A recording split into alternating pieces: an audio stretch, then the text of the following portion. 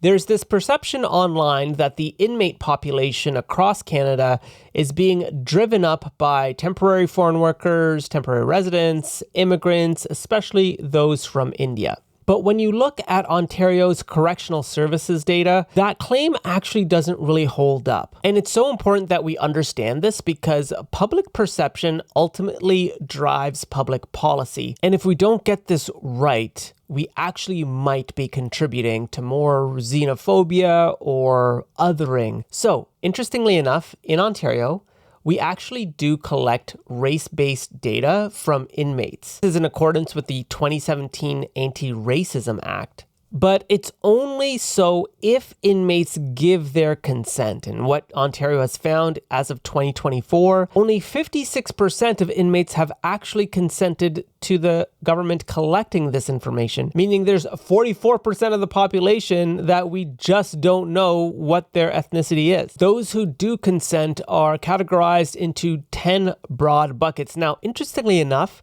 there used to be 88 buckets, if you can believe that, of race and ethnic origin categories. And so one of the 10 buckets is Asian, but there is no distinction between Indian, Filipino, Chinese, Pakistani. So I know there have been some posts about Indian newcomers, crowding out our jails because of the crimes they're committing.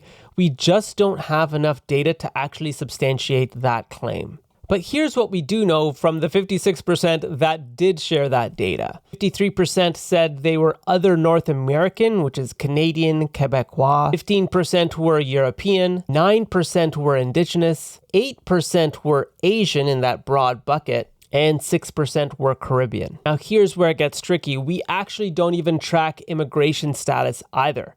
So we don't know of the 8% Asian, is there a higher proportion of temporary foreign workers, newcomers, how long they've been in the country, have they been here for a while? So one person could be a Canadian citizen who's been here for 30 years of Asian heritage, and another could be a refugee from Sri Lanka. Both would be categorized under Asian. You see, when we have this partial information, it can lead us to pretty wild conclusions. But most importantly, it distracts us from the big issues affecting our jails across the country, it seems. As I've mentioned before, Ontario is operating at 113% capacity.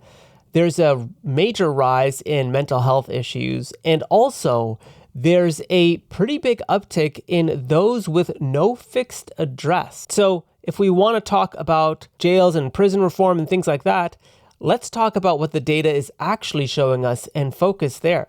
So here's where it also gets really interesting. You see, the province of Ontario has the Offender Tracking Information System, OTIS, and the province recodes 88 possible ethnic options down to 10 to align itself with the federal government's coding of race and ethnicity. And so what that does from the possible 88 is it actually potentially hides the data of, South Asian, where in Asia, India, Pakistan, Sri Lanka versus China, Philippines, etc. So it's pretty wild, but our governments are choosing how visible this data actually is to the general public. And the reason I bring all of this up is because public perception is actually a big deal, especially when governments are going into budget allocations for correctional services.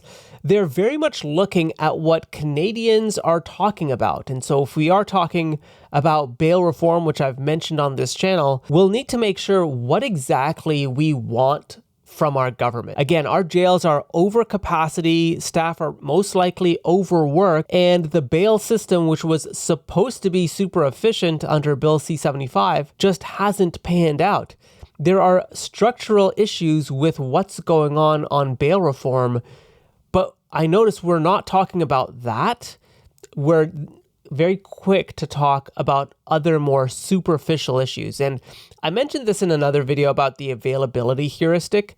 You might be in a community where you see criminal activity by a certain ethnic group or a certain racial group, and that may actually influence your perception of, all crime or most crime is committed by this one group. when in reality it's just one group operating in a small community that is in no way reflective of a larger provincial or national narrative. And I just want to end by saying, if only half of inmates are actually submitting their data on race and ethnicity, can we actually have an informed conversation about representation in our inmate population at all? Especially when the province is categorizing, 88 down to 10 to fit with the feds, it gets very murky and very challenging to make any type of conclusion. And if we really want to talk about immigration status, it's interesting that the province has not collected immigration status as one of the requirements of the data too. If you found this video helpful, my name is Christopher. I ask all types of curious questions right here on this channel.